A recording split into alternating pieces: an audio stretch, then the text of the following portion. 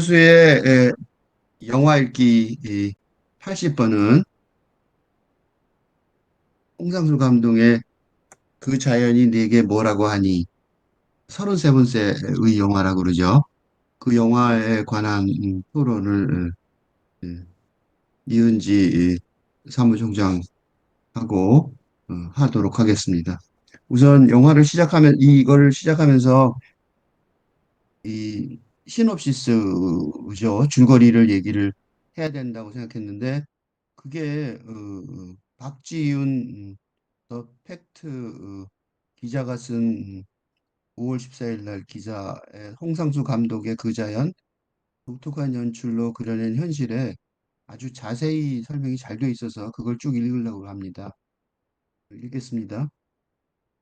이 영화는 30대 시인 동하, 하성국분. 이 사람 이름이 하동하예요. 가 낡은 프라이드 차를 타고 3년 사귄 애인 준희, 강소희 분을 집에 데려다 주면서 그의 집이 너무 크다고 놀라는 장면으로 시작한다. 잠시 집 앞에서 구경하던 중 우연히 준희의 아버지 권혜효 분, 근데 그 어머니는 조윤희 두 분이 실제로 부부죠.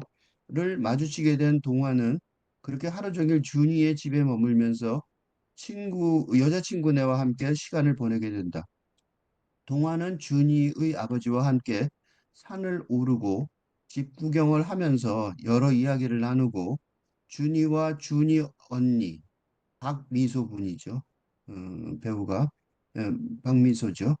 와 함께 점심을 먹고 강변의 절에 다녀온 후 집에서 아버지가 직접 잡은 닭으로 한 요리를 먹으면서 술 한 잔을 기울인다. 이 과정에서 준이의 가족들은 동화에게 차가 멋있다고 말하면서 또 왜 낡은 차를 타고 다니는지 궁금해 하는가 하면 수염은 왜 기르는지, 시인으로 생계 유지가 잘 되는지, 변호사인 아버지는 잘 지내시는지 등 당연하지만 불편하게 느껴질 수밖에 없는 물음들을 은근 슬쩍 계속 던진다. 여자친구인 준이도 동화의 행동을 자꾸만 통제하려고 한다. 결국 밤이 되고 술에 취한 동화는 아버지가 변호사이기에 편하게 시인으로 사는 거 아니냐는 준이 언니의 말을 듣고 여자친구의 가족들 앞에서 자신의 속내를 다 드러낸다. 이를 본 준이의 부모는 동화의 모습에 이질감을 느끼고 이른 아침 일어난 동화는 주차장에서 준이에게만 간단하게 인사하고 그 집을 빠져나온다. 아주 줄거리가 이거 이렇게 보면 영화 다 본 거랑 마찬가지예요. 줄거리로는. 그러니까 줄거리가 되게 간단한 그 홍상수 감독의 영화 하고 좀 기존의 영화하고 달리 줄거리 파악하기가 굉장히 쉬운 그런 영화였습니다. 음, 음, 이 영화가 기본적으로는 이제 두, 한 연인의 사랑에 대한 얘기 같잖아요. 그래서 처음부터 연인이 그 도로에 차를 나와서 등장하고, 그 연인의 이야기가 시작된다는 그런, 어, 그 시점이 제시가 되는데, 근데 이제 이 얘기가 이 연인이 딱 도착한 곳이 그 여자친구의 큰 집이, 여자친구의 본가였고, 그리고 그 본가에 우연히 하룻밤 머무르게 되는 남자친구의 얘기라고 보면, 이제, 젊은 연인의 세대가, 어, 공감할 만한 그런 이야기가 진행되려나? 이런 생각이 드는 그런 시작이었어요. 그런데 이제, 어, 영화 전반부에 얘기가 조금 진전되다 보면, 이제 바로 만나는 대상이 여자친구의 아버지를 처음 만나서 얘기가 진행되는데, 이제 그때부터라고 할 것도 없는 게 연인 두 사람의 관계에서 금방 아버지가 이제 끼어들면서 이게 연인의 얘기보다는 어떤 사랑의 네, 연인의 사랑이라는 게 점점 이제 그 단위가 연인 두 사람에 집중하기보다는 가족 단위로 넓혀지는 느낌이 자꾸 들어요. 그래서 초반에 이제 동화가 그 아버지랑 둘만 이제 술자리를 갖는 그 막걸리도 마시고 그리고 그 전에 담배도 같이 피고 이러는데 근데 그때 이제 동화가 어, 효심이라는 단어를 얘기하면서 그 아버지가 그러니까 할머니를 그 이 집에 대해서 얘기를 하면서 할머니를 모시게 된 얘기가 또 이어지고 그리고 그거에 대해서 얘기하면서 이제 동화가 자기는 효심에 대해서 다시 생각하게 됐다 이런 얘기가 진행되는데 그러니까 이제 그런 부분에서 이, 이, 이 영화를 보는 사람들이 어, 사실 그냥 커플의 얘기가 아니라 어떤 커플의 얘기에서 확장돼서 더 가족의 얘기로 확장되는 그러니까 어 이런 주제가 훨씬 복잡해진다는 생각이 들었어요. 그래서 음 어떻게 보면 그 효심이라는 주제가 굉장히 지금 시대에는 특히나 어려운 거라고 생각하거든요. 그 내가 특히 결혼 같은 게 어려운 이유도 내가 저 친구를 만나면 그 친구만 만나는 게 아니라 특히 한국에서는 그 친구의 가족에 대해서 생각하게 되고 그 가족이 나를 마음에 안 들어하면 못 만나게 되는 경우도 실제로 있고 그래서 그런 거로 이게 얘기가 확장되면서 훨씬 얘기가 복잡해진다. 그거를 이제 이 본가를 간다는 그 설정에서부터 얘기가 시작되는 게 이 얘기가 어 어 만만치 않게 복잡하겠다? 이런 그 마음을 먹고 그 부모, 자식 그 누구든 다 이제 공감할 수 있는 주제로 시작하는구나 이런 생각이 들었어요.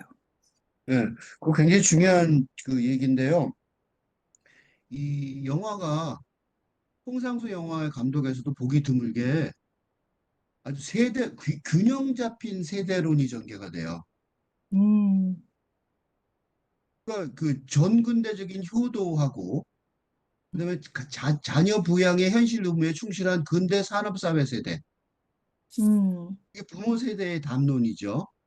그거에 네, 어느 정도 설득력이 있어요. 그래서 그거에 대해서 동화가 그 효심이란 단어를 공감하는 거죠. 음, 더가 그렇다고 해서 그 미래의 변화 가능성과 전망을 안 나왔지만 이 영화에 음, 그거를 생각하면 청년층의 이상적인 논리가 그렇게 누추하지도 또 않아요.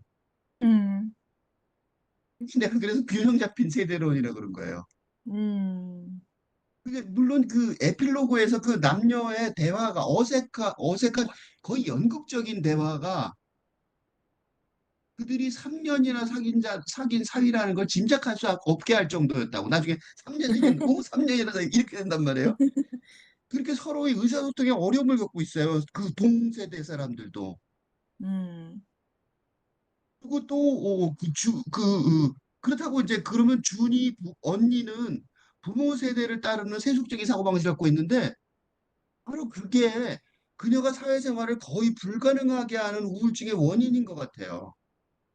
음, 그러니까 이게 아주 조금 전에 이은주 의원이 얘기한 것처럼 아주 노골적으로 단순한 연애 서사가 아니라 복잡한 가족 담론, 그죠?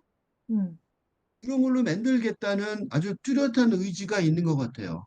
음, 이렇게 복잡한 얘기는 이 홍상수 감독 영화에서 드물죠. 그것도 되게 아주 그 인상 깊게 봤어요. 그래서 맞아요. 음, 그래서 그 이제 처음에 그 준이의 아버지가 동화랑 둘이 있는 자리에서 담배 피거나 막걸리 하는 장면에서 자기 큰 집과 그 뒤에 산에 대한 어떤 역사라고 할까? 그런 역사를 동화한테 설명해 주잖아요. 근데 이제 거기서 보면서 저는 이제 그 집이 또 동화가 처음에 준이랑 여기 와서 진짜 큰 집이라고 그래요. 정말 자기가 생각했던 것보다 상상하지 못했던 큰 집이라고 그걸 강조하는데 근데 이제 뒤에 자이라는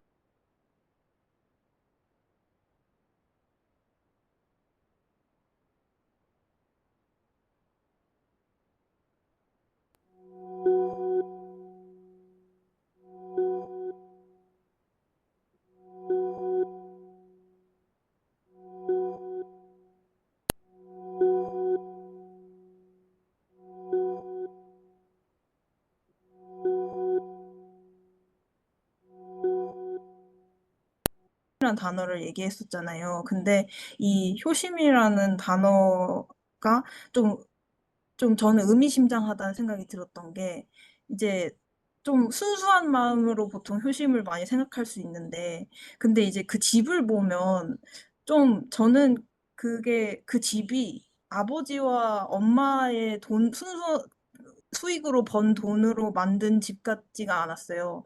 그래서 그러니까 그 집이 이제 제 추측으로는 이거에 대해서 설명은 나오지 않지만 구체적으로 근데 이 큰 주택과 산이 전부 할머니 재산이지 않았을까 그런 생각이 들었어요. 그래서 그 그거를 그러니까 그 뭐지 일단은 닭백숙을 만드는데 이틀이 걸린다고 준이 엄마가 설명을 했었는데 근데 그거를 몇 시간 만에 만들 만한 실력은 하루 이틀 만에 나오는 것 같지도 않았는데 그런 실력이 이제 할머니가 살아계실 때부터 계속 할머니한테 배웠을 것 같은 실력이었고, 그리고 아버지도 닭을 키우고 잡는 그 실력이 또 엄청나신데, 그게 또 웬만큼 그 닭을 진짜 잡고 그걸 살생을 해서 그걸 직접 먹는 데까지 하는 그런 거는 사실 지금 시대에는 웬만큼 여유가 없으면 거의 불가능한 그 활동이잖아요. 근데 이제 그런 그 배경뿐만 아니라 이제 저는 능이가 동화 여자친구 언니가 이름이 능이거든요. 근데 능이가 어 계속 이제 동화한테 아버지가 있어서 편하게 시를 쓸 수 있는 게 아니냐 이런 소리를 계속 하잖아요. 아버지가 뒤에 있지 않냐 이런 식으로 계속 얘기를 했었는데 근데 이제 그게 이제 저는 그 능이가 정말 동화를 당장 오늘 처음 봤으니까 잘 알지도 못하는데 그 말을 왜 하냐 했을 때 어, 그러니까 동화가 시를 쓰는 게 이제 어머니가 시를 쓰시잖아요. 능이의 어머니가. 근데 그거를 그러니까 어머니가 사실은 동화가 편하게 시를 쓴다는 게 동화한테 하는 말이 아니라 자기가 봤을 때 엄마가 그렇게 편하게 시를 써왔고 그게 재산이 풍부했기 때문에 그만큼 받쳐줬기 때문에 그게 가능했기 때문에 그걸 보고 자란 능이가 동화한테 하는 말 같았어요. 그러니까 이제 할머니의 유산으로 자식들이 편하게 살았다는 그런 분위기가 있어서, 그래서 이런 배경에 대해서 생각했을 때, 이제 효심에 대해서, 이게 효심과 이런 물질적인 차원의, 어, 차원이 얽히면 이제 사실 너가 정말로 그 재산을 물려받지 않았어도 순수하게 너의 할머니를 위해서 그렇게 했을 거니? 라는 질문이 생길 정도로 좀 약간 의문을 갖게 되는 지점이 확실했다. 그래서 이런 부분을 또 안고 이 영화를 보게 되니까 이제 한층 더 복잡해지는 부분이 있어서 그래서 동화가 효심에 대해서 질문하는 그 부분이 좀 날카롭다고 생각했어요. 그런 동화의 어떤 능력, 볼 줄 아는 능력? 이런 것도 좀 느낄 수 있었던 것 같아요.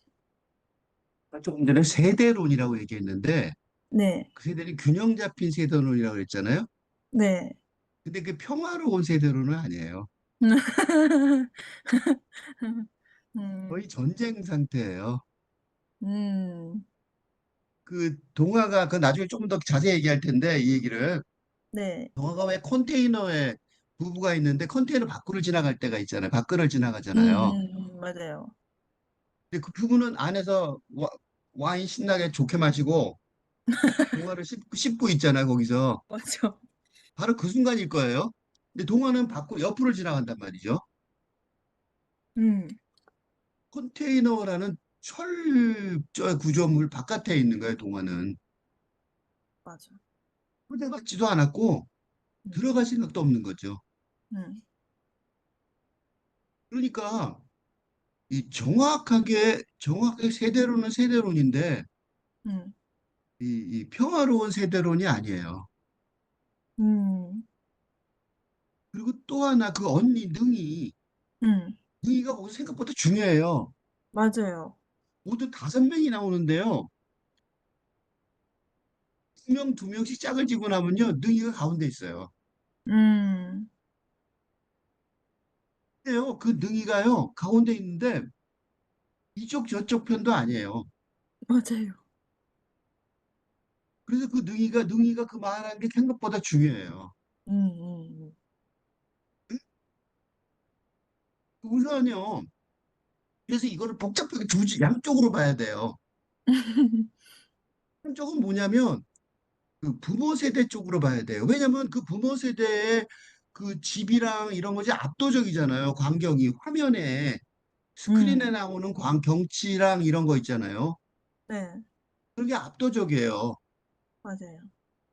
그 부모 세대의 존재의 의미를 무시할 수가 없어요. 음. 근데 더 웃긴 게 뭐냐면 주인공은 동화잖아요. 맞아요. 그러니까 이 영화의 이야기 담론은 동화를 중심으로 흘러간다고 우리가 믿을 수밖에 없어요. 음. 뭔지 자꾸 우리는 동화를 읽는다고요. 동화의 마음을 읽으려고 노력하지 그 맞아. 부부의 마음을 읽으려고 노력 안 한다고요. 음. 부부의 마음을 읽기 위해서는 그렇게 열심히 노력할 필요가 없어요. 음. 너무 상투적이에요. 음. 조금 전에 설명한 그 설명이 거의 맞을 거예요. 음. 별로 뭐 깊은 생각하는 사람들도 아니고, 그치? 음. 그래서 상투적인 거 한 말이죠. 그러니까 두 개의 세계관이 충돌하고 있는 장면 같아요. 음. 두 개의 세계관이. 음. 그걸 세 가지로 볼 수 있는데 하나씩 하나씩 천천히 설명하려고 그랬는데 너무 길어서. 음. 그러니까 시인이잖아요. 음. 전혀 반대쪽에 있는 시인이에요, 둘 다. 맞아요. 이게 사랑이 있어요. 전혀 반대쪽에 있는 사랑이에요. 음. 구도를 가만히 보시면 그 동화의 언니는 가운데 있는데 그 부모 세대의 억압에 의해서 우울증이 생긴 것 같아요. 음. 뭔가 심리적으로. 그 사람한테 엄청난 영향을 미친 사람은 부모밖에 없을 거 아니에요. 음. 공부 되게 잘했다면서요. 음. 근데 언니가 갑자기 동화를 만난 거예요. 음. 그 언니가 동화한테 공격한 게 아니에요. 음. 궁금한 거죠. 진짜로. 맞아. 맞아요. 탈출구를, 그러니까 그 2대 2의 가운데 1이 있는 것 같지만 그 가운데 있는 1은 청년, 그 세대론이라고 따지면 청년 세대에 속하는 거죠. 음. 그래서 2대 3의 구도가 돼요. 맞아요. 겉으로는 공격하는 것 같아요. 동화가 화를 냈지만 음. 부모 말을 대신해 준 것뿐이죠, 그냥. 맞아요. 그러니까 2대 3이 저쪽으로 붙은 것 같지만 그 언니가 사실은 이쪽에 붙어 있는 것 같다고요. 그거를 잘 만들어냈어요. 음. 이게 아주 재밌었어요. 음. 그래서 그 언니 얘기를 좀 자세히 나중에 기회가 나면 해보고 싶은데 우선 진짜. 먼저 생각할 거는 이번에 그 이 영화는 홍상수 감독의 그 시도가 아주 새로운 게 많아요. 음, 적응하기 맨 처음에 좀 영화 처음 보고 나서 적응하기 좀 어려웠어요. 음, 지금까지 하던 문법하고 좀 영어 문법이 많이 달라졌네. 그 어떻게 달라졌나 그 얘기를 좀, 그 얘기를 우선 첫 번째 하고 싶은 게 뭐냐면 근대 소설의 리얼리즘의 형식을 도입한 것 같아요. 음, 프랑가르드 영화인데 예를 들면 매일 아침 달걀을 제공하는 청개, 그 청개 그 좋은 닭은 할머니 때문에 있었겠죠. 음, 그 씨암탉을 잡는 거잖아요. 아버지가. 음, 그건 뭐냐면 가난한 사익감이 서가 부모한테 인사드리러 가는 상투적일 정도로 전형적인 서사에 나오는 내용이에요. 음, 이거 초가집 방문하면 씨암탉 잡는다고 그러잖아. 맞아요. 그거예요. 그다음에 에필로그가 앞에 있고, 프롤로그가 맨 앞에 있고, 음, 영화 제목 나오기 전에 음, 어색한 대화하다가, 그지? 음. 본격적으로 그냥 프롤로그가 그 연인의 대화인데 그게 프롤로그로 처리된 이유가 뭐냐면 연인의 대화가 핵심이 아니라는 거예요.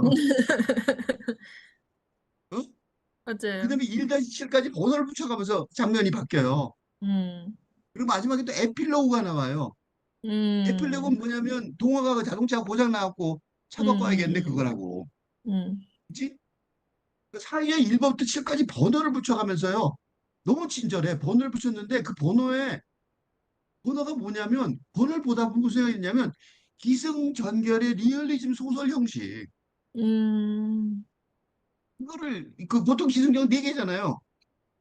그걸 7개로 나누는 것 같아. 내가 이거 다시 뭐야 스크립트를 다 봐야 제대로 분석할 수 있을 것 같은데 영화를 또 한 번 더 보든가.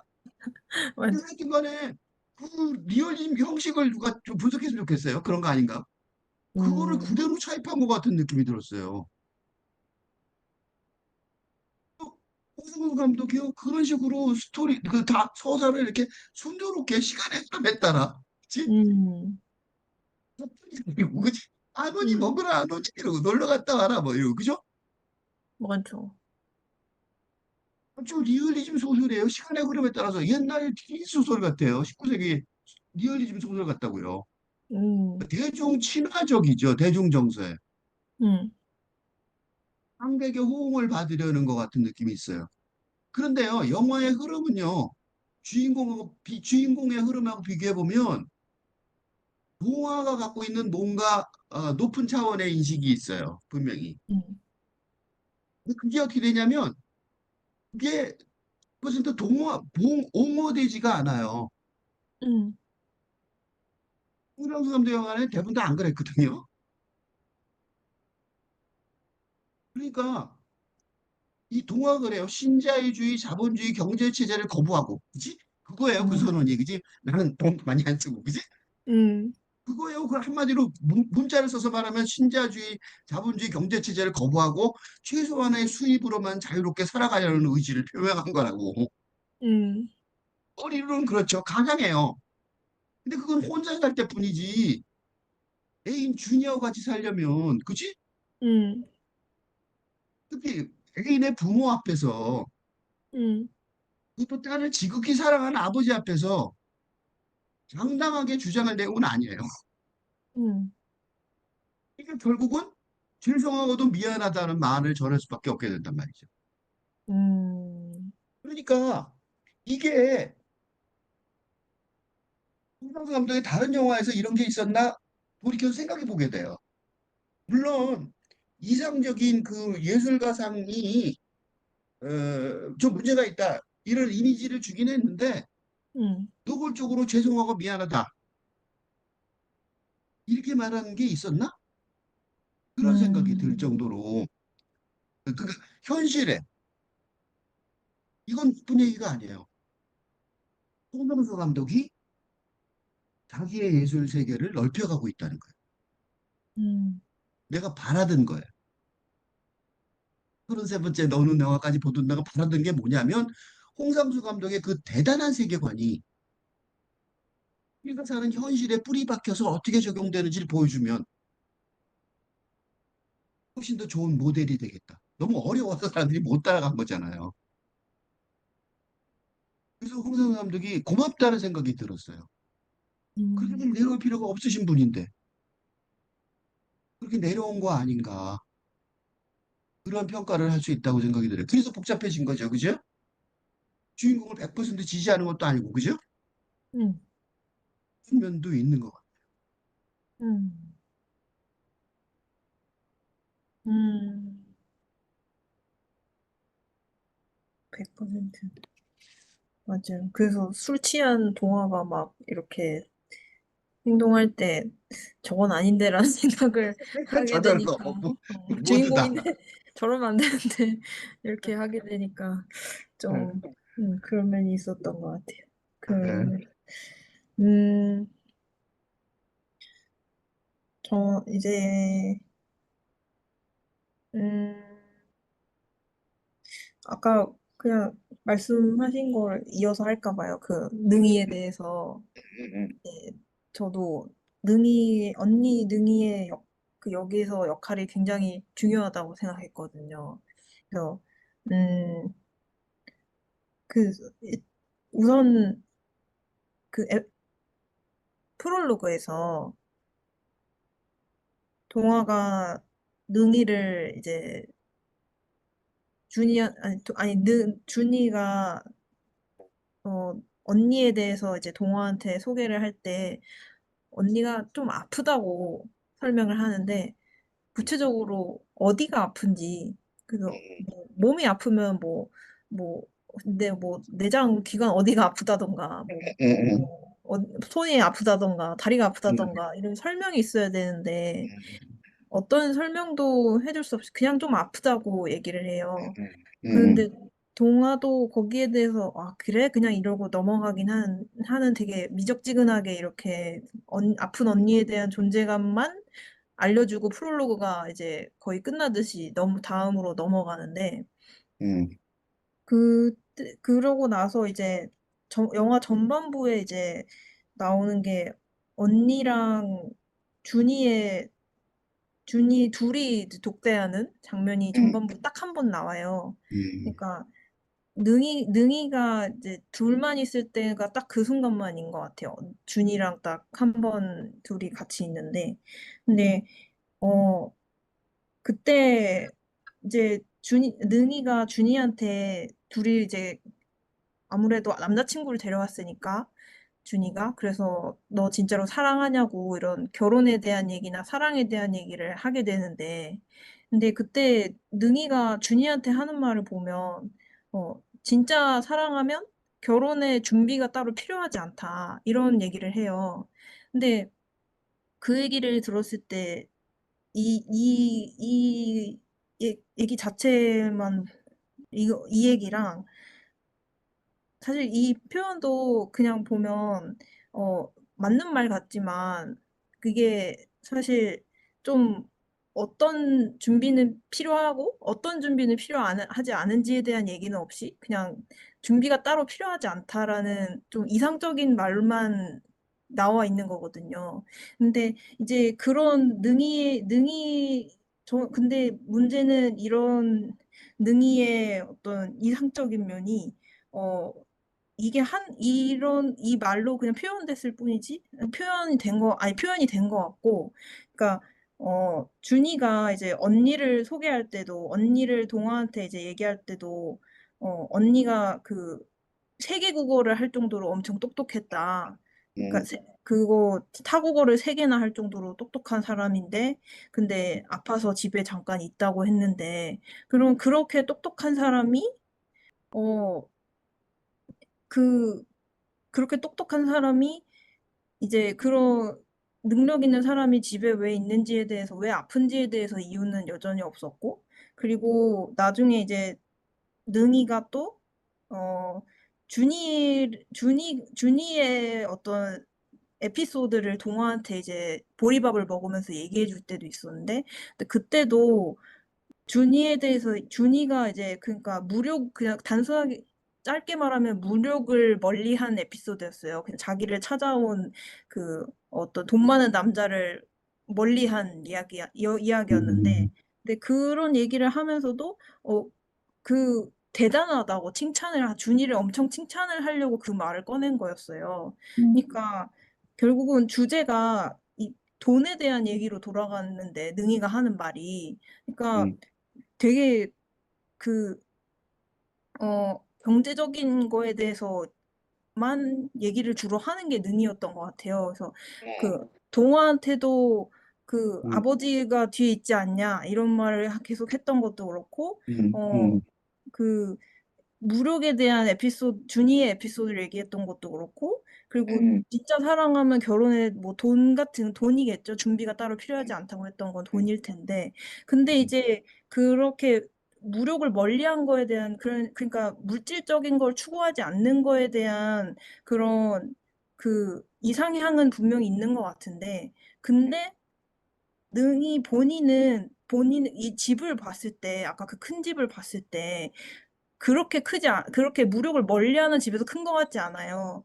그러니까 아까 얘기했던 것처럼 풍족한 집안에서 부족함 없이 잘 커서 교육적인 지원도 많이 받아서 3개 국어도 할 줄 알고 이렇게 풍족하게 컸는데 근데 준이는 아파. 음, 그러니까 이게 이 준이가 아니 능이가 이렇게 무기력해진 게 이 아까 교수님이 말씀하신 것처럼 부모의 세속적인 면과 그걸 자기가 받아들인 면과 그리고 앞으로 자기가 근데 이 자식 세대에서 능이가 살아온 세대에서는 또 부모 세대가 살아온 그, 어, 그 물질 중심의 어떤 세계관하고 다른 세계관을 또 살게 돼서 그것과 맞부딪혀서 이게 우울증이 생긴 것 같다는 생각이 들었거든요. 그러니까 참 여기에서 뭐라고 정확히 얘기는 안 해줬는데 근데 이제 제 추측하기에 그런 아까 부모 세대의 그런 풍요로움과 그리고 능이가 하는 말들과 그 준이가 능이에 대해서 하는 말들 그런 걸 봤을 때 음, 그 능이의 이 아픔은 아무래도 우울함과 불안일 것 같고, 그리고 음, 그거에 또 집중할 수밖에 없었던 건 이 음, 자식 세대들의 우울과 불안이 음, 사실 한국에서 엄청 음, 이슈화되고 있는 큰 문제잖아요. 그러니까 음, 그거를 녹여낸 능이라는 캐릭터가 꼭 이 자식 세대를 표현하는데 꼭 필요한 캐릭터라고 생각이 꼭 들었고, 그리고 나중에 더 얘기를 하고 싶은 건 이제 능이를 그러면 이제 어떻게 도와줄 수 있는가. 그때 영화에서도 나름 해결책을 좀 제시하려고 하고 있다고 생각하거든요. 그래서 그 부분에 대해서도 또 나중에 더 얘기하고 싶어요. 그걸 내가 지금 답해야 될 것 같아. 음, 그, 이 언니, 이 능이가요, 쿠키 영상 같은 느낌이 들었어요. 쿠키 영상. 홈에 들어있는 쿠키 영상. 음, 그러니까 지금 이 영화를 찍는데요. 이걸 보는데 다음 영화가 자꾸 보였어요. 이 영상을 통해서. 신기한 거예요. 우리 영화를 보고 났는데 영화 음, 주제를 얘기 안 하고 자꾸 언니 얘기를 하잖아요. 그게 맞아요. 뭐냐면 우리는 영화를 봤거든. 그러니까 우리는 다음 영화가 궁금한 거예요. 안 본 사람들은 이 얘기 들으면 그 언니가 뭐야? 이렇게 걸 거예요. 맞아. 왜 그러냐면 그게 쿠키 영상 같은 느낌이 자꾸 든다고.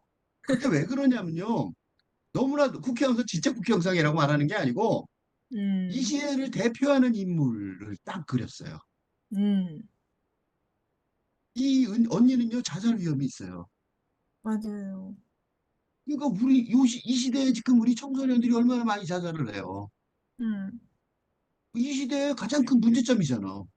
음, 그러니까 이 언니가요 그런 대표하는 사람이에요. 그래서 음, 이현지 의원이 자꾸 이현지 총장이 자꾸 그 추측하려고 그러는 거예요. 음, 왜 그러냐면요. 왜 우울이 걸리는지 너무 뻔하게 보이잖아요. 음, 극단적으로 찢어져 있잖아요, 생각이. 음, 물질을 무시하는 그런 이상적인, 그지? 음, 머리로는, 맞아요. 머리로는 그래요. 계속 그런 얘기만 해. 맞아. 그런데 나중에 동호한테 욕먹잖아요. 맞아, 구체적으로 맞아. 질문해갖고. 음, 그치? 음, 그 두 개가 완전히 찢어져 있어요. 이 내면 속에. 음, 요새 아이들이 그렇단 말이죠. 그 두 개가 내면에 찢어져 있어요. 이 음, 통합을 못 시키는 거죠. 음, 응? 지금 물질적인 거를 추구하면서 노력하면서도 사실은 그게 전부가 아니라는 걸 너무 잘 아는 거예요. 음, 그죠? 네, 그러니까 내면 속에서 양갈래로 찢어져 있으니까 정신이 없는 거죠. 그지? 네, 분열증이 오는 거라. 음, 그죠? 음, 분열증이 그런 우울을 마련하는 그거를 아주 정확하게 보여주고 있어요. 음, 그 외로움이 있어요. 그 음, 외로움이라는 거를 내가 이걸 설명하기 위해서, 그리고요, 더 중요한 게 뭐냐면, 이 언니가요, 동화를 공격한 게 아니에요. 음, 정반대예요. 맞아. 언니는요, 실력사에서 노트를 설명을 하잖아요. 동화가 시인으로, 그때 시상이 떠올라서 막 써요. 그지? 탑 음, 아래서. 맞아, 그걸 맞아. 보더니, 주의 있게 보더니, 그 노트 한 권을 사서 주잖아요. 맞아요. 무슨 그 기념품이겠죠? 음, 기념품이 음, 노트를 일부러 골라서 준단 말이죠. 맞아. 앞에 탑 그림 있는 막, 노트를 아마 찾아줬을 거예요. 탑을 그렇게 음, 좋아하니까. 그만큼 동화한테 관심이 많아요. 음. 그죠? 네, 그러니까 그 저녁에 먹고 나중에 동화가 폭발하게 하는 질문이, 음, 이 언니가 자기 병에 너무 갇혀 있어서 심리가 음, 상대방을 배려하는 말을 못했을 뿐이지 음, 동화에 대한 공격이라고 볼 수가 없어요. 음, 동화가 분노 폭발한 거는 동화가 아직 미숙해서 그런 거예요. 음, 언니는 뭐였냐면 구원해달라고 소리치는 거예요. 음, 응? 음, 당신도 아버지한테 이렇게 지금 자기가 붙어 먹고 살듯이 음. 그렇게 살려는 거 아닌가 궁금한 거예요. 맞아요. 그렇게 안 살고 어떻게 혼자 살 수 있는지 너무 궁금한 거예요. 음, 그죠? 음, 너무 궁금한 거예요. 동화가. 음, 그런 종류의 인간인데 자기가 거기서 탈출구가 있을 것 같은 느낌이 드는 사람인 거지. 음, 그러니까 난 만난 지 얼마 됐다고 자기 동생에 대해서 가장 중요한 사연을 얘기를 하고, 그지? 음, 되게 좋다는 소리예요. 음. 선물 공세를 한 거잖아, 쉽게 말하면. 그리고 밥 먹다가 처형되는 사람이 뭘 질문을 그렇게 많이 하냐고. 맞아, 맞아. 입 다물고 있으면 되지, 그지? 음, 근데 굉장히 뭔가 그 기회를 본 거예요. 음, 그거를 해석해야 될 의무가 우리한테 좀 있어서 영화에는 안 음, 나왔지만 음, 그거를 어떻게 해석할까 생각하다가 내가 다른 책을 봤어요. 음. 크리슈나 무르티의 배움과 지식에 대하여라는 책을 읽었거든요. 네. 거기서 두 가지를 두 가지를 가지면 이 언니의 문제점과 해결책이 하나씩 나올 것 같아서 간단히 그것만 예를 들어 볼게요. 음, 이 어, 어떤 형태로든 자기만의 공상, 경험, 지식에 의존하면 그것이 자유를 파괴합니다. 이 모든 걸 말하고 나니 나는 사람이 과연 의존하는지 알아내고 싶습니다. 그렇지 않나요? 뭔가에 의존하는 마음은 홀로 있지 못하고 명석하거나 건강하지 못하며 정상적이지 못하기 때문입니다. 영혼을 얘기하는 거예요, 영혼. 음, 완전히 홀로 있는 고독한 거 있죠. 솔리튜드. 음, 그거는 영혼을 가진 사람이 홀로 있는 걸 즐길 수 있어요. 외로움은 다른 거예요. 외로움은 뭔가 의존하는 거죠. 음, 그러니까 이 언니는요, 미치도록 외로운 거예요. 음, 그래서 그 집에도 머물러 있어요. 음, 아버지한테 의존하려고 그러는 거죠. 알아, 음, 자기가. 그게 병의 원인이에요. 음, 동화가 그런 외로움이 아니라 고독을 즐기잖아요. 음, 동화가 보여주는 건 고독의 힘이라고요. 기숙사에 같이 3시간 인데 혼자 딱 떨어져서 시 속에 빠져서, 그죠? 음, 뭔가 그 탑하고 대화하는 것 같단 말이죠. 아무것도 의존하지 않고 자기 영혼만 가지고 음, 그걸 느낀 거예요. 이 언니가 똑똑해요. 음, 살아나려고 지금 노력 중인 거죠. 음, 그러니까 이 언니가 그런 전환점에 있는 거예요. 그래서 내가 국회 영상이라고 그런 거예요. 그런 전환점에 있는 게 보여요. 그래서 그 음, 언니가 굉장히 신경이 쓰이는 거예요. 그냥 음, 우울증 환자가 아니에요. 맞아요.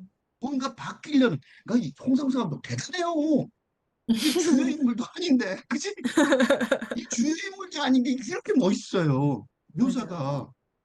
아직 우리 음, 주요 인물 얘기를 안 했잖아요. 음, 죠?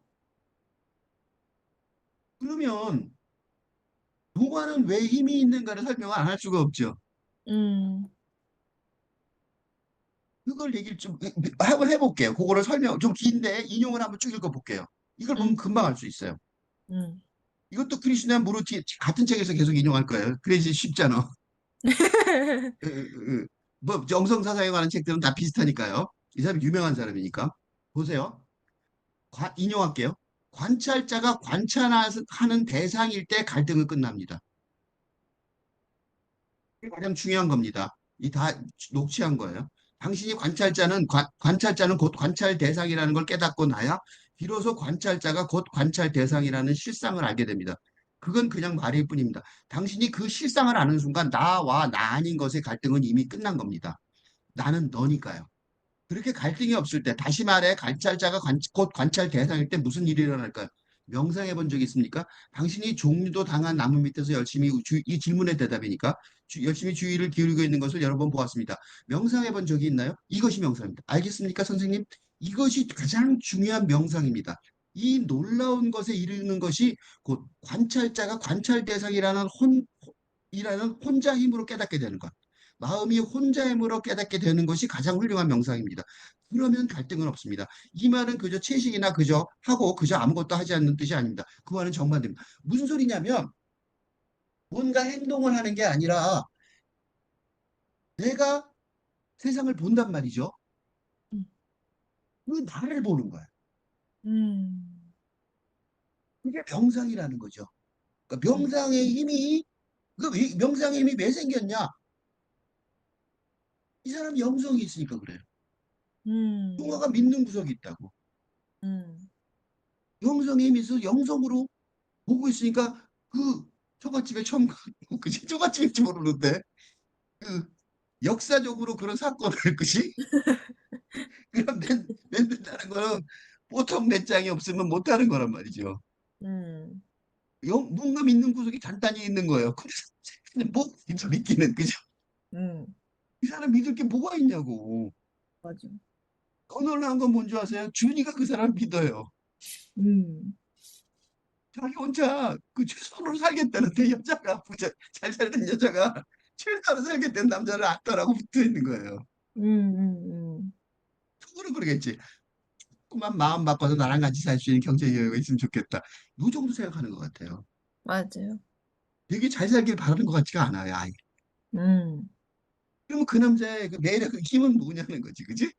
음, 처음 본 언니도 그렇게 생각하고, 그죠? 음, 그러니까 부모 세대만 안 보이는 거야. 음, 뭔가 보이는 거예요, 그 세 명은. 음, 언니는 그걸 제대로 못 봤는데, 동생처럼, 동생은 많이 봤겠죠? 음, 언니는 처음 봤는데도 보인 거예요.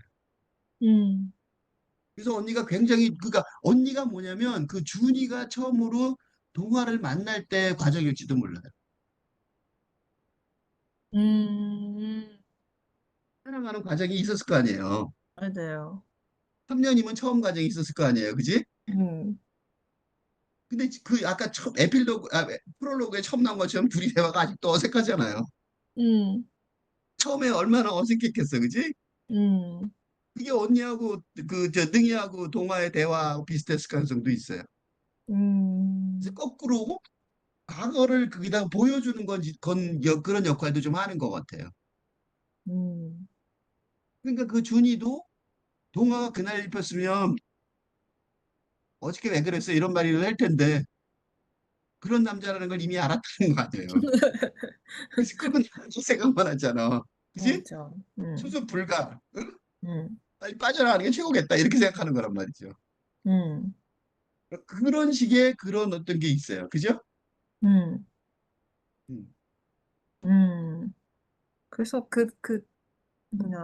동아하고 준이하고 둘이 통하는데도 약간 차이가 있는 지점이 이제 실륵사에서 둘이 좀 이제 갈등하는 장면이 잠깐 나오는데, 그때,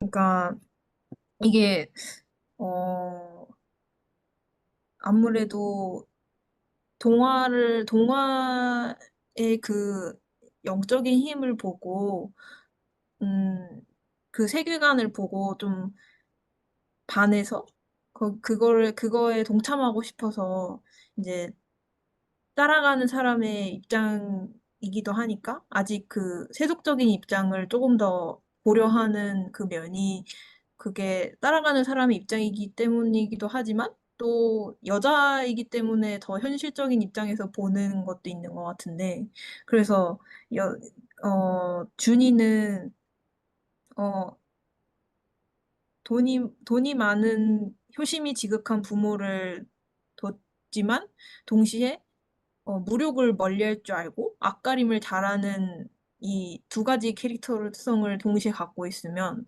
이제 그 둘을 같이 갖고 가고 싶어 하는 게 준이 같아요.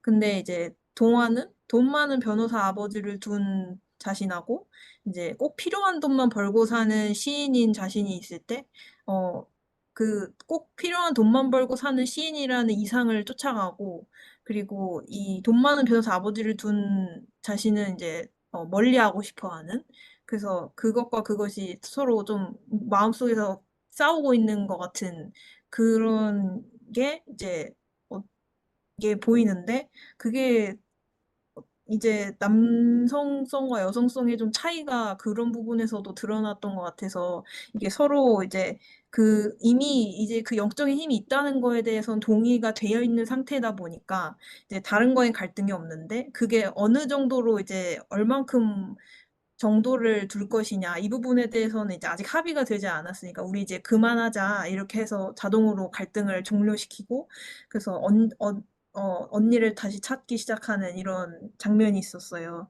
그래서 그 부분에서도 그런 걸 보고 이제 어, 이미 준이와 동화 사이에는 그 동화가 세상에는 인간이 모르는 게 훨씬 많다. 정말 모른다. 이런 얘기를 했던 그 동화의 그 사고방식, 그것, 그것, 그것, 그것을 쫓아가는 그런 준이는 이제 모른다고 단정 짓지 마라. 이렇게 계속 얘기를 하고, 그런 준이의 어떤 현실을 생각하는 그런 사고방식? 이 두 개가 서로한테 좀 보완이 되는 것 같은 관계가 좀 성립이 된 것 같아서, 그래서 그 둘이 서로한테 그런 좀 매력을 느끼지 않을까 싶고, 그리고 그렇게 둘이 잘 됐을 때, 이제 아까 능이랑 준이가 서로 독대하는 장면에서처럼 둘 사이가 나쁘지 않잖아요. 그러니까 분명히 동화가 준이한테 영향을 미치면 준이도 능이한테 영향을 미치게 될 것 같다. 그래서 능이도 분명히 이 두 사람과 친하게 지내면 관계가 이제 그 우울증이 많이 좋아질 것 같다 하는 희망도 생기는 그런 장면이었던 것 같아요. 지금 그 얘기가 굉장히 중요해요. 보완이라는 단어. 음, 이게 두 가지가 있어요. 보완이란 게 뭐예요? 뭐가 하나 있는데 거기에 보완된 거잖아요. 네. 원래 뭔가가 뭐냐면 그게 굉장히 중요한 홍상수 감독의 세계관이에요.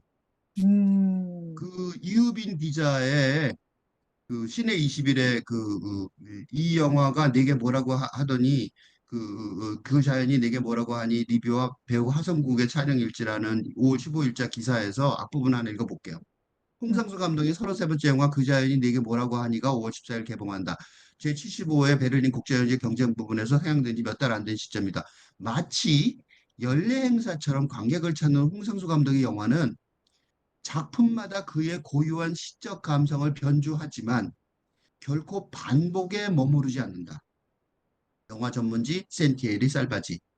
동일 작품이라기보다 하나의 거대한 연작, 음. 혹은 세계관을 형성하는데 이토록 몰두하는 현대 영화 감독은 찾기 힘들 것이다. 그래서 음. 언제나 반가우며 설렌다. 이거 위대한, 그래서 난 너무 홍상수 감독 좋아요. 이런 영화 감독 보기 힘들어요. 멋있는 거예요. 진짜 멋있는 맞아. 감독이거든요. 이게 세계 영화의 미래의 개척자 같아요. 음. 음. 근데 그 미래의 그 세계관이 뭐냐면 탈근대 담론의 서사 구조라고요. 특히 음. 아까 말한 거 있죠. 실록사에서 두 남녀가 등을 보이고 앉아서 대화. 그 관객한테 등을 보이고 앉아서 대화해요. 그 얘기만 잘 들어라 이거지 관객한테. 그죠? 맞아. 등 딱 보여주고 해요. 그리고 동화가 세속적인 삶의 무의미함과 영성의 힘을 목소리 높여 강조하다가 애인 준이의 반발을 사게 되고 중에 주량을 넘는 과다한 음주로 자제력을 잃고 그게 계속되죠. 그다음에 음. 자신의 비일상적인 세계 시세계와 인생관을 주장함으로써 처형과 애인의 반발을 사는 서사는 홍상수 감독 개인사의 간접적인 반영 같아 보이기도 해요. 음. 근데 그 조금 전에 얘기한 보안이 뭐냐면 준이가 왜 반발을 했겠어요? 지금 자기 집에 와 있잖아. 맞아. 이런 선언할 때가 아니란 말이죠. 그러니까 남자는 약간 좀 이 철이 없죠. 그래서 보안이 필요하다는 사실을 홍상수 감독도 보는 것 같아요. 그 음. 자기 얘기만 주장하는 게 아니야 이제. 음. 그러니까 얼마나 큰 감독이 된 거예요. 음. 자기 세계관을 그러니까 현실에다 넓혀가고 있는 거예요. 그래서 너무 음. 좋았어요. 그런 것도. 음. 그거에서 하나 더 보면요. 내가 좀 더 나가 보면 음. 이 그 자연이 내게 뭐라고 하니? 너, 이 홍상수라는 대표적인 예술 영화인이 동일시하고 옹호하고 지지해야 할 대상이 그 동화예요. 그지? 음. 영화 제목 자체가 주인공 동화를 너, 나는 2인칭으로 불러요. 음. 그런 세계관에 대한, 그런 자기 세계관에 대한 예술적 거리를 확보할 수 있는 여유가 생긴 것 같아요. 음. 그러니까 홍성우 감독이 자기를 닮은, 어쩌면 자기가 똑같은 사람이죠. 그런 시인 주인공 동화를 더 침착하게 아이러니한 시선으로 볼 수 있는 거, 보게 된 것 같아요. 그러니까 주인공의 자의식과의 거리 확보를 하는 거죠. 그게 어디 나타나냐면 원성윤 기자의 스포츠 서울에 근시, 음. 설명이냐면 화질을 일부러 조악하게 만들었다. 이는 주인공 동화의 시선을 대변한다. 근시에도 안경을 쓰지 않아 세상은 온통 뿌옇게 보인다. 사물도 인간도 또렷하게 보지 못하는 걸 보여주기 위함이다. 동시에 자신을 둘러싼 세상의 뚜렷한 시선에 대한 흐릿한 대답이기도 하다. 그러니까 주인공이 자기는 똑바로 영성을 갖고 본다 그러는데 음. 흐릿하게 본다는 거예요. 그지? 음. 그러면 이 주인공과 이렇게 주인공이 그 자의식이 있는데 그걸 이 홍상수는 분명히 옹호할 것 같은데, 그지? 음. 거리를 둔단 말이에요. 그지? 음. 그러면 관객한테요. 이런 예술적 영화, 세계관에 익숙하지 않은 관객들이 있을 거 아니에요. 맞아요. 그런 사람들한테 이 영화의 서사의 완성에 참여하고 호응할 공간을 제공한단 말이에요. 음. 참 관객이 낄 자리가 생기는 거죠. 음. 그래서 이제 영화 보는 내내 관객의 자연스러운 웃음소리가 예전보다 더 많이 들렸던 것 같아요. 음. 영화 사람이 좀 있었는데 개봉 초기라서 음. 그런 것 같아요. 그러니까 훨씬 여유가 있어졌다. 음. 다른 식의 그 완성이 깊어가는 느낌이 있는 거죠. 음. 주제가 없어지지는 않았어요. 홍상수 감독이 원래 주제 그대로 다 있는 것 같은데 음. 교묘하게 그런 식으로 그 얼마나 노련해진 거예요. 그지? 음. 엄청 노련해진 것 같아요. 음. 멋있네. 멋있다. 음, 음. 그리고 또, 막, 전략이라고 하면, 음, 이 거리감을 두는 것도 이제, 홍상수 감독님의 발전한 어떤 전략이라고 하면, 이제, 그, 어, 또, 음, 이제 이 앞에 그 준이랑 어 그 그러니까 동화의 사이를 먼저 이렇게 쭉 준이, 동화, 능이의 이런 대화를 계속 보여주면서 이 자식 세대들의 어떤 그 고민과 이 공감대가 형성되는 것이 이렇게 전반부에 쭉 보여졌던 것 같아요. 그러면서 동화가 이제 또 아버지라는 그 준이 아버지라는 부모 세대에 또 이제 적응하는 그 모습도 동시에 보여주면서 그 얘기가 전반부에 전개가 됐는데, 근데 이런 과정이 있었기 때문에, 그러니까 예술적 거리감도, 그러니까 그 아버지랑 이 대화하는 장면이 계속 있으면서 좀 더 그 동화의 세계관에 접근하기가 더 쉽게 만들어졌던 것 같아요. 그 세속적인 아버지의 그 차원이 이제 동화하고 잘 어울리는, 잘 술도 마시고 담배도 피면서 잘 어울리는 모습을 먼저 보여줬었으니까.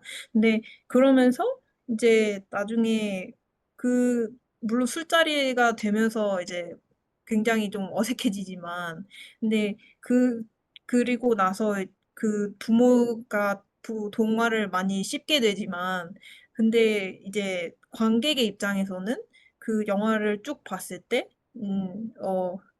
이 부모 세대가 부모 세대랑 동화가 이렇게 어울리는 모습도 봤고, 그리고 나중에 그 갈등하는 모습도 봤지만, 이제 그 주인공은 어쨌든 동화의 마음을 관객은 읽으려고 하잖아요. 근데 그게 그런 구도가, 어, 이 동화의 그 구도가 그렇더라도 관객이 봤을 때 동의가 안 되면은 안 됐을 텐데, 근데 충분히 그게 동의가 가능했던 게, 어, 이제 부모들끼리 나중에 이게 그 동화를 좀 뒷담화를 할 때, 그때 이 부모가 하는 말을 100% 신뢰할 수 없다. 이런 생각이 들게 돼요. 그 앞에 그런 전개된 내용들이 있었기 때문에.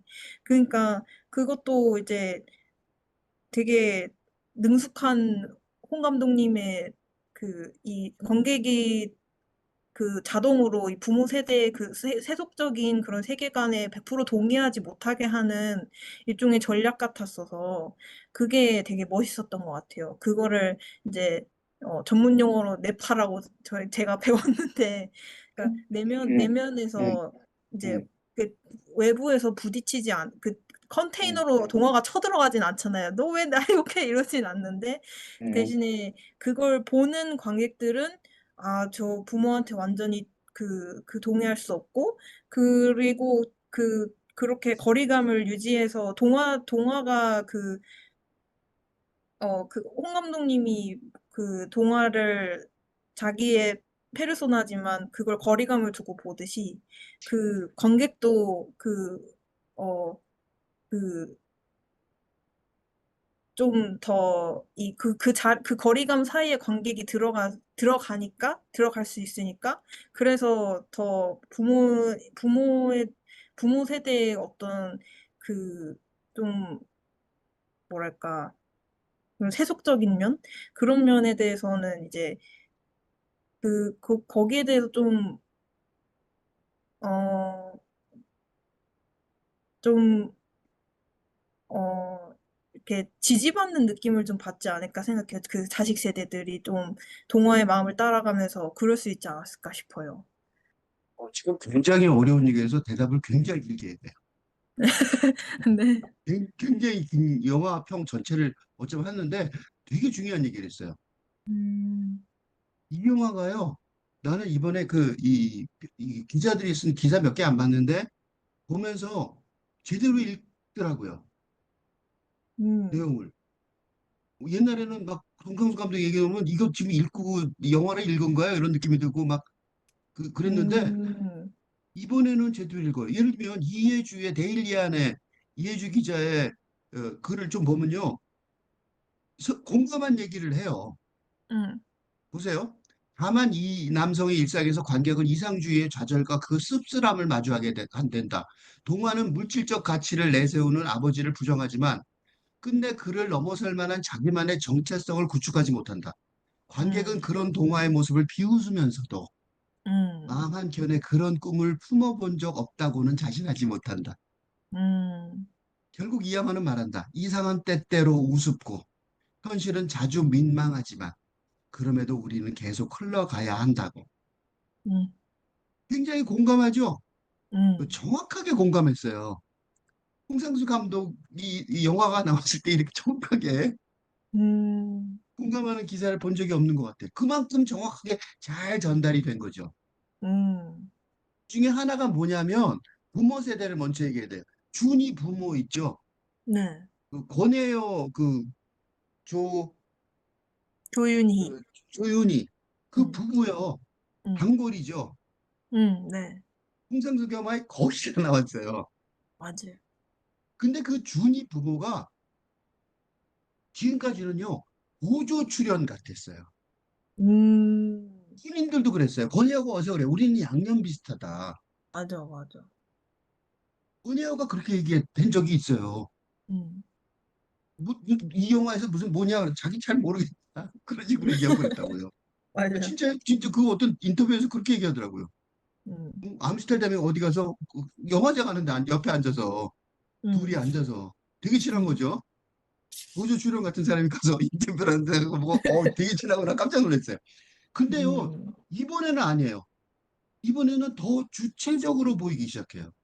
음, 뭔가 주인공 같아, 주인공 비슷한 부주인공 같은 음, 주요 등장인물처럼 보이기 시작했어요. 음, 그치? 네.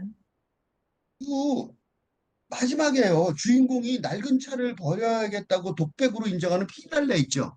음, 직전에 세 개의 시퀀스가 나오는데 그 시퀀스가 이 영화 다 서다 담론의 결론인데 그 직전에 그 세 가지 장면을 어떻게 요약할 수 있냐면 그 준이가 애인이 말한 야밤 발구경이 좋다는 말에 야밤의 산책으로 그지? 음, 그 자연이 내게 뭐라고 하니 그거를 그 제목을 실현하라는 동화의 행위 음, 그거로 인해서 병원에 갈 만큼 상처를 입잖아요. 맞아요.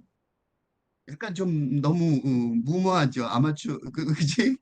음, 그러니까 그 시인은 직업이 될 수 없어 딸의 배필로는 부족하다는 동화에 대한 준이 부모의 다소 야박한 품평이 현실성 있게 들린단 말이죠. 맞아요.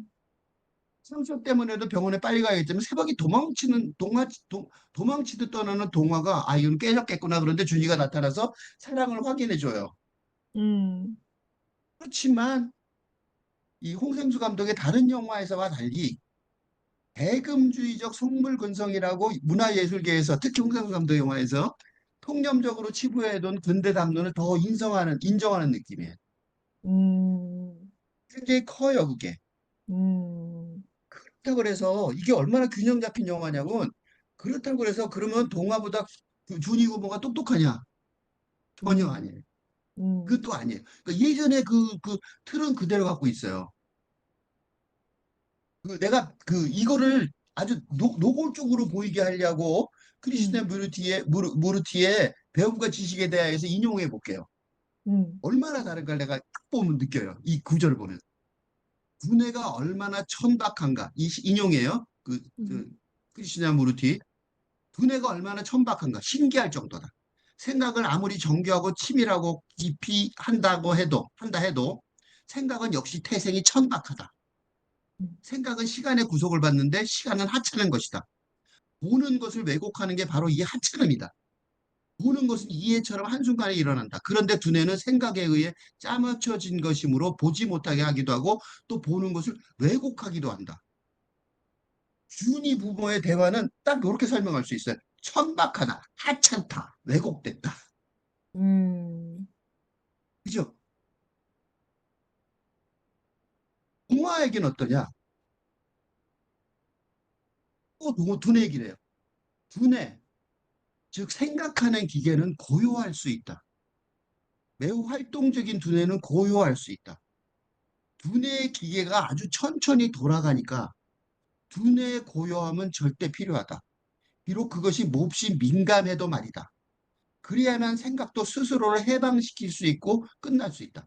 생각이 끝난다고 죽는 건 아니다. 생각이 끝나야만 거기 순결함, 신선함, 새로운 성질을 가진 생각이 있다. 슬픔과 절망을 끝내는 것은 바로 이 성질이다. 이게 동화죠. 음, 한적이죠? 한적이 땅 음, 차이죠. 그지? 하늘과 땅 차이 세계관이에요. 음, 응? 그걸 정리해서 뭐라 그러는지 아세요? 밑에, 그 밑에 조금 다르서 읽어볼게요. 예절 발음, 정중함, 헤아림, 사려 깊음이 점차 전통과 틀에 박힌 패턴이 될 수 있습니다. 음, 그렇게 되면 마음은 그것을 단순히 반복하기만 합니다. 아침에 일어나서 문을 열고 식사 시간을 엄수하는 거죠. 그건 정중하긴 하지만 전통이 되었습니다. 그것은 헤아림, 깨어있음, 예리함, 고요함에서 나온 게 아닙니다. 식사 시간은 저녁 식사였지만 아침이 아니라, 그죠? 예절 음, 발음, 정중함, 헤아림, 사려 깊음이 다 있는 것 같았단 말이죠. 음, 그게 다 뭐예요? 틀에 박힌 반복이었을 뿐이라고. 음, 진짜가 아니었던 거죠. 음, 동화한테는 헤아림, 깨어있음, 예리함, 고요함에서 나오고. 음, 완전히, 그러니까 누가 매력 있어요? 그치? 음, 동화의 힘은 어디 있냐면 여기에 있는 거예요. 그거는 배울 수 있는 마음입니다. 하지만에 서슴없이 순응하려는 마음과는 전적으로 다른 마음입니다. 언니, 순응하는 마음은 도저히 배울 수가 없습니다. 관찰하고 있는 마음, 실제 있는 그대로 보면서 실제 있는 그대로를 자기 나름의 욕망, 자기 나름의 조건화, 자기만의 특별한 즐거움에 따라 해석하지 않는 마음만이 배울 수 있습니다. 훈련이란 억제, 통제, 수능 또는 어떤 일정한 음, 형식이나 이념에 맞추라는 뜻이 아닙니다. 그것은 실제 있는 그대로를 알고 실제 있는 그대로에서 배우는 마음을 의미합니다. 그런 마음은 놀랍도록 빈틈없어야 하고 깨어 있어야 합니다. 훈련 받는다는 것이 의미하는 것은 바로 그것입니다. 언니는 서슴없이 순응하는 마음에 가야금 배워서 뭐해? 음, 1년 동안 배우겠다잖아요. 서슴없이 순응하는 마음이라. 음, 그죠? 그 맞아요. 자연이 내게 뭐라고 하니 엎어져서 상처를 날지언정 실제 있는 그대로 보려는 장면이란 말이죠. 후회가 아닌 거죠, 더 이상. 주인이 음, 되려는 거예요. 동화가 훨씬 힘이 있어요. 부모는 하찮은 생각을 하고 있는 것뿐이에요. 그 부모가 둘이 대화하는데 동화를 품평하는데 누가 누구를 품평해야 될지 정말 그죠? 음, 그 사람은 그런 자격이 조금이라도 있는가 의심스럽잖아요. 음, 음. 음. 그래서 이제 특히 그 부모 세대하고 동화하고의 그 비교가 딱 정확히 됐던 부분이 음, 이제 음, 시에 대해서 설명할 때 네, 차이였던 것 같아요. 네, 네, 예.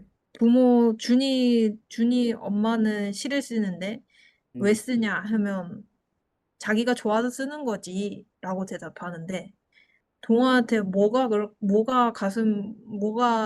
왜 시를 쓰냐고 물어보면 동화는 이런 느티나무 실륵사에서 본 느티나무랑 그 뒷산에 있던 할머니를 수목장한 나무를 떠올리면 그 두 개가 자기 마음에 들어왔고 자기는 그런 거에 감동을 받는다고 하면서 설명했던 게 자기는 숨통이 트인다고 그래요. 그러니까 두 사람이 이 준이의 엄마는 자기가 좋을 땐 쓰고 싫을 땐 안 쓰는 그런 자아중심적인 세계관을 갖고 있는데 근데 동화는 목숨을 걸고 정말 숨통이 트일 때까지 도전하지 않을 수 없는 그런 세계 속에서 자기가 새로운 세상을 만들고 있기 때문에, 그러니까 그 원래 잘 만들어져 있는 세계관에서는 자기가 좋을 때 하고 안 좋을 때 해도 상관이 없겠죠. 근데 이제 내가 그걸 벗어나서 더 좋은 세상, 새로운 세상을 만들려고 할 때는 이제 그것만이 내 숨을 진짜 트이게 해줄 테니까. 그래서 그 세상에 도전하지 않을 수가 없을 텐데. 그래서 그 두 사람이 이 시에 대해서 설명을 하는 거에 자체가 이제, 어, 이 기존에 있던 저는 이 제목의, 이 영화 제목을 이용해서 좀 이런 두 세계를 이렇게 이름 붙이고 싶어요. 하나는 이게 그 자연이 내게 뭐라고 하니니까 그 자연 있잖아요. 그러니까 그냥 자연이 아니고 그 자연인 거예요. 그러니까 이, 이 시를 쓸 때 내 마음에 들어온 그 자연. 그러니까 내가 관찰한, 내가 본, 그리고 그냥 자연, 그냥 세상에 있는 인간을 위해서 사용해온 그 자연과는 다르게 내가 직접 느껴보고 그것이 나에게 말을 걸어서 진짜로 이 자연이 객체가 되고 인간이 주체가 되는 그런 관계가 아닌 그런 새로운 관계를 볼 때 그런 세계관이 그 자연이라고 하면 이제 그 반대가 이제 기존에 있던 우리가 착취해왔던 자연의 세계 이렇게 해서 둘을 나누고 싶어요. 그래서 이제 준이 엄마가 갖고 있던 세계가 자연 세계관이라면 동화가 갖고 있는 새로운 세계관이 그 자연이라는 세계관이 아니었을까. 그래서 그런 생각을 했습니다. 그 자연 얘기 참 잘했어요. 그 자연, 응, 더 네이처의 더는 더선, 응, 대표 단수에 사용되는 더가 아니에요. 응, 넷, 그러니까 하나라는 게 먼저 있었고 거기에 다시 언급되는 지시대명사 응, 그 자연이란 말이죠. 맞아요. 그게 그 자연이 두 개예요. 하나는 이 강소희 그게 강소희 그 배우의 집이라며. 네, 그랬대요. 그게 뭐냐면 그 전원 주택이에요. 쉽게 말하면 응, 응, 응, 좀 큰 전원 주택일 뿐이야. 응, 그것도 자연이잖아요. 맞아요. 그런데 그 자연은 예를 들면 마더 네이처라는 자연도 있어요. 어머니 자연. 응, 생명의 원천인 위대한 자연. 그건 아직 몰라. 응, 그렇지만 이거 한 시인이 집착하는 어떤 자연인 거죠. 그지? 응, 그러니까 이게 약간의 아이러니와 풍자도 있는 거예요. 그걸 너가 다 알아? 그런 것도 있단 말이죠. 응, 이름에도 불구하고 그 영화 포스터의 사진처럼 불빛을 드러내며 풀립과 대화하려는 예? 응, 그 동화가 보는 그지?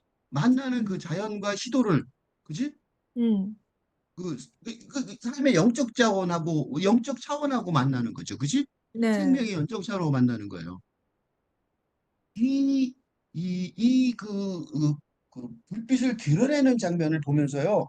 내가 무슨 장면이 떠올랐냐면요. 빔 밴더스의 응, 퍼펙트 데이즈의 응, 주인공. 그 사람 소위 숨어 있지만 큰 스님이죠. 네. 카메라를 들이대는 장면이 있어요. 하늘을 찍고, 우물을 찍죠. 음, 우물을 찍는단 말이에요. 그러니까 이 그, 그 동화가 빈 밴더즈의 퍼펙트데이 히로야마라는 그 큰 스님도 음, 현실 세계에서는 그러니까 음, 변소 청소하는 사람이잖아요. 맞아요. 어리숙하고 바보 같단 말이죠. 음, 이게 그 이 동화가 그게 무능하다고 말하면 안 되는 거죠. 쉽게 말하면. 그지? 그 음, 퍼펙트 데이즈가 한 번 있었잖아. 음, 근데 그것보다 훨씬 더 뛰어난 영화인 게 그 퍼펙트 데이즈의 그 큰 스님이 사진을 찍고 모호해 보이는 이유가 이게 그 경제적 무능을 거기서도 변소청산도 경제적 무능을 비판할 의도가 하나도 없다고요. 맞아요. 여기는 단지 딸하고 연결되니까, 현실 세계 연결되니까, 그지? 약간 아이러니하고 풍자처럼 보이는 것 뿐이란 말이죠. 음, 하나 더 뛰어난 거예요. 홍상수 감독이 더 뛰어난. 빈 벤더스의 퍼펙트 데이즈는 예를 하나 든 것뿐이에요. 현실엔 불가능한 예. 음, 그지? 근데 그 음, 빈 벤더스의 퍼펙트 데이즈가 그 동경의 그 화장실 문화 개선한 다음에 그걸 홍보하는 영화였다고 그러잖아요. 그 맞아요. 이상적인 모습을 보여준 거야. 음, 근데 홍상수 감독은 어떻게 한 거예요? 그 선사가 세상에 사는 모습을 보여주는 거죠. 쉽게 말하면. 음, 그러니까 그 빈 벤더스의 퍼펙트 데이즈의 다음 영화예요. 쉽게 말하면. 음, 그래서 굉장히 중요해요. 이 동화의 얘기가. 음, 두 시인을 비교했는데 크리슈나 무르티의 배움과 지식에 대하여 또 인용해 볼게요. 음, 난 몰라 하고 말할 땐 거기엔 언제나 알아내고자 하는 욕망이 있거나 혹은 말해지기를 기대하거나 아니면 감춰진 희망을 투영합니다. 그러면 그것이 하나의 관념이 되고 그러면 그래 나는 그래 난 이제 그걸 알게 됐어 합니다. 요게 뭐냐면 요게 그 준이의 엄마. 음, 그 몰라 그렇게 말하지만 사실은 다 알았어라고 말하는 대상을 점령하려는 음, 지배하고 노예화하려는 그게 콘테너에서의 대화예요. 음, 다 알았다는 거지 준이를. 음, 그런데 준이는 동화는 보세요. 그 뒤에 읽어볼게 보고. 그러면 당신은 그 모든 것에서 자유로워지면 난 정말 몰라라고 말할 수 있겠습니까? 있습니까? 그 다음에 당신은 희망을 가집니다. 인생 처음 배우는 어린아이처럼 진정으로 호기심을 가지게 됩니다. 준이 할머니의 수목장 나무에 절을 해요. 음, 영원에 절한 거예요. 어떡한지 몰라요, 부모들은. 맞아. 그리고 그 나무와 실록사의 고목이 연결되어 있다는 걸 자각했다는 그날의 신비로운 경험을 설명하는 거예요. 음, 시인이 뭐냐 그럴 때. 음, 시인이 그거라는 설명을 하는 거죠. 그치? 음, 준이 어머니가 안주하는 시적 세계관인 부르주아 삶의 찬가를 넘어서서 음, 영성의 차원과 연결된 감수성의 세계가 있다는 사실. 음, 시의 본질을 읽어내건 안목이 있는 진짜 시인에게 있다. 는 디제시스의 핵심 내용에서도 홍상수 감독의 탈근대적인 세계관이 분명히 드러나는 것 같아요. 그래서 아까 좋은 세상을 만들 때 그러면 두 세계라고 그런 거예요. 음, 두 세계가 뚜렷하게 대비된 영화죠, 처음으로. 음, 그러니까 대비되니까 훨씬 잘 보이는 거죠. 맞아요. 그래서 더 좋다고 생각하는 거예요. 그거는 빈벤더스 감독도 못했던 거죠. 음, 하나의 세계만 겨우 보여준 거잖아요. 음, 홍상수 감독은 두 개의 세계를 다 보여줬잖아요. 그죠? 맞아요. 그거 훨씬 나은 거죠. 음, 빈벤더스 감독보다 더 대단하다니까? 음, 사람들은 그렇게 될지 모르겠는데. 음,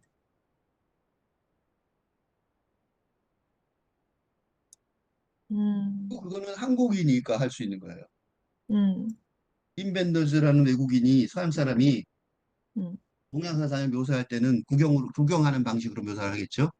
음, 근데 우리는 선사장의 나라잖아요.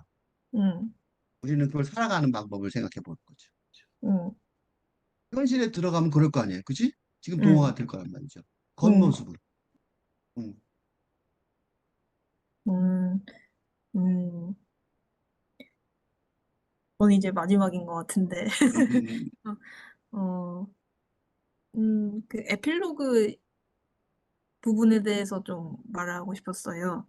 그게 이제, 어, 그, 준이가 달밤에 산에 오르면 그 달빛이 아름답다고 해서 무모하게 산에 밤에 술도 별로 안 깼을 텐데 올라갔다 내려오느라 상처를 입고 내려오는 그 장면이 이제 그 장면을 내서 그거부터 얘기하면 이제 사실 무모하다고 할 수는 있지만 근데 동시에 또 그 이 생긴 상처에 대해서 이제 동화가 하는 말이 좀 인상적이었는데 그러니까 보통 우리가 저희 애기들한테 뭐 이제 애기 다쳤을 때 애기들한테 인제 막 돌멩이에서 넘어지고 이러면 "아유 돌멩이가 나빴어." 이러면서 이제 돌멩이 탓을 하자 하면서 이제 애를 달래주잖아요.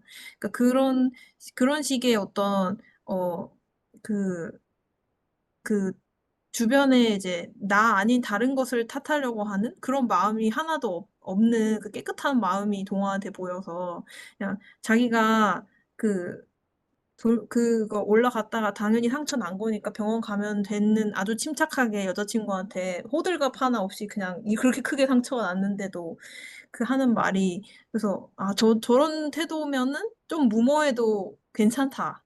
오히려 무모해서 더 느끼는 게 많다면 충분히 할 만하다.' 이런 생각이 들었고 그리고 이제 그 또 그리고 이제 중고차 망가진 중고차 있잖아요. 그러니까 중고차가 이제 아마도 경사 높은 큰 집에 계속 오르느라고 망가졌을 것 같은데 아버지가 좀 심하게 몰았을 가능성도 있어. 그건 그럴 가능성도 높고 중고차가 이제 마지막에 이제 결국 망가져서 길거리에서 "바꾸긴 해야겠네." 하면서 얘기를 하잖아요. 근데 이게 어 어쨌든 앞으로 계속 준이를 만나려면 그리고 경사를 계속 올라가려면 새로운 차가 아마 튼튼한 차가 필요하지 않을까.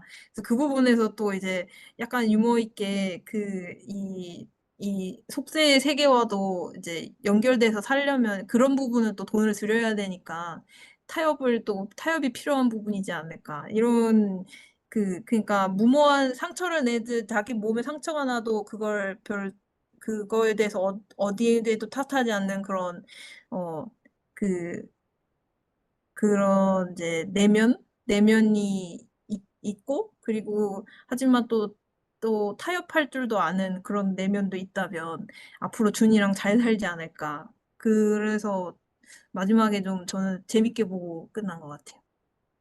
그리고 나도 그 얘기를 하고 싶었어요. 두 개의 사랑의 차이. 음. 두 개의 이제 연인 관계잖아요. 부부 관계고. 네. 그 두 개의 사랑의 차이. 하나는 현실 차원의 현재의 사랑이고, 하나는 음음. 영성 차원의 미래의 사랑이라고 규정할 수 있을 것 같아요. 좋다. 부부 둘이는 성적인 사랑, 감정적인 사랑이라고는 말할 수 있을 것 같아요. 응? 음. 그런데 내가 이거 크리스나 무르티 또 거기서 인용을 조금 해보면 네. 삶이랑 전부가 관계입니다. 비단 여러분과 나만의 관계가 아니라 전 세계적인 문제입니다. 따라서 우리는 이 문제를 전 세계적으로 보아야 하며 그저 아내를 사랑해라고 말해서는 안 됩니다. 음. 너와 나는 사소한 것입니다. 포괄적인 문제점을 이해하면 사소한 문제점을 이해하게 되겠지만 작은 문제로 시작하면 포괄적인 것을 이해하지 못할 것입니다. 그 정도라는 의미에서 세계적이라는 것이 말입니다. 그건 모든 사람들에게 관계 있는 문제입니다. 우리가 어디에 살건 말입니다. 그러니까 그 두 부분은 굉장히 다정한 것 같아요. 그지? 음. 근데 그건 사소한 관계라고. 더 큰 관계가 그거를 옹호해 주지 못하면 아내를 사랑해라고 말해서는 안 됩니다라는 말을 할 수가 있어요. 음. 이 사람들의 착각, 그 현실적인 착각도 있어요. 뭐가 있는 줄 음. 아세요? 이 동화의 성이 뭔 줄 아세요? 하. 하동화예요. 음. 하성국이라는 배우가 그 기록을 남겼죠. 음. 거기에 자기 이름을 하동화로 받았다고 그랬어요. 음. 아버지 이름은 뭔 줄 아세요? 음. 윤 변호사예요. 음. 허자예요. 음. 아버지한테 적자가 아니에요. 그런 전 세대라면 돈을 그렇게 차라리 독립하라고 나서는 게 더 맞아요. 음, 그런 계산도 못하는 거죠, 그러니까. 음, 현실적인 계산도 다 못하는 사람들이에요. 큰 음, 구멍이 있는데도 모르고 있더라고요. 음, 그죠? 그리고 또 하나만 더 읽어볼게요. 동화와 준이의 사랑에 관해서 이 비어 있음은 시간과 공간을 넘어서 있다. 그것은 생각과 느낌을 넘어서 있다. 그것은 사랑만큼이나 조용히 조심스럽게 온다. 거기에는 시작도 끝도 없다. 변경할 수도 없고 측정할 수도 없는 것이 그것이다. 음, 동화와 준이가 맨 처음에 어색하게 대화하는 이유가 있어요. 감정적이가 성적인 사랑을 넘어선 관계가 있다. 음, 조심스러운 게 있어요. 음, 조심스러운 게 어색함이 아닌 것 같은 생각이 들었어요. 음, 마지막에 그 동화가 극적으로 드라마틱하게 가잖아요. 음, 준이가 별로 뭐 크게 개의치 않아. 뭐 회의치 않고 음, 받아들이잖아요. 그럼 앞부분이 그게 어색한 게 아니었다고. 음, 훨씬 깊은 사랑인 거죠. 음, 그러니까 부모의 사랑하고 달리 비어 있음도 받아들일 수 있는 음, 그런 사랑이라고 볼 수 있어요. 음, 네, 내가 마지막으로 한마디 하고 나도 한마디 할게요. 음. 넌더 길게 한마디 할 거야. 아, 음, 저는, 음, 아무래도 이제, 어, 이제 딱 그 결혼 정년기에 그런, 부르리는 그런 나이다 보니까 더 그 나이인데 또 이제 그 우울함에 대한 그런 생각도 좀 많이 경험했던 사람으로서 그 이 능이와 준이의 그 입장에서 좀 많이 좀 봤던 것 같아요. 그래서 그 또 사실 근데 그럼에도 불구하고 이제 동화가 그 자기 세계관을 구축해가는 그 모습이 제가 보기에도 좀 부럽달까? 그런 게 있어서 그 이렇게 그러니까 그런 쫓아가고 싶은 마음이 들게 하는 그 매력? 그래서 음.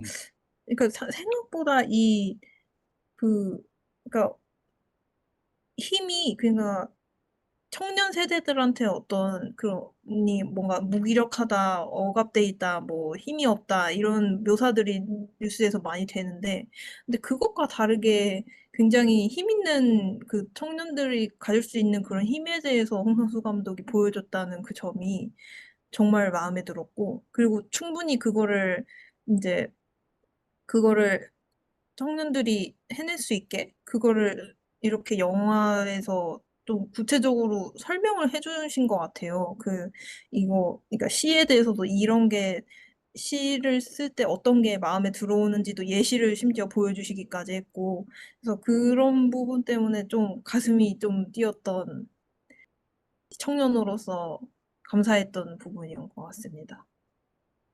나는 이런 생각이 들었어요. 이 홍상수 감독이요. 모델을 하나 만들었다. 뭘 만들었다고요? 모델. 모델. 성공의 모델. 음, 이 헐리우드가요. 요새 얼마나 심각한지 내가 두 개의 논문을 요약해서 무슨 읽은 다음에 결론을 짓게. 하나가 이혼에 나온 글 두 개인데요. 하나가 그 라디오 PD 작가이며 라디오 PD인데 그 엘리언 글레이저의 우리의 서사 감옥 Our Narrative Prison 3월 13일에 나온 글인데 이 뭐라 그러냐면 이 서사가 문제가 있다는 거예요. 영화에서 특히 반복하는 3막이나 5막의 구성으로 발단, 전개, 위기, 절정, 결말 등의 제조법은 기원전 4세기 아리스토텔레스의 시학에서부터 해겔의 정반합의 변증법까지 수익성 있는 이야기 구조로 성공을 보증한다는 헐리우드 기업의 성추적인 생각입니다. 직접 번역해서 인용할게요. 음, 음, 아메리칸 드림이 당신을 어디든 데려갈 수 있지만 당신은 여전히 별 특징 없는 교회의 집에 있게 될 것이다.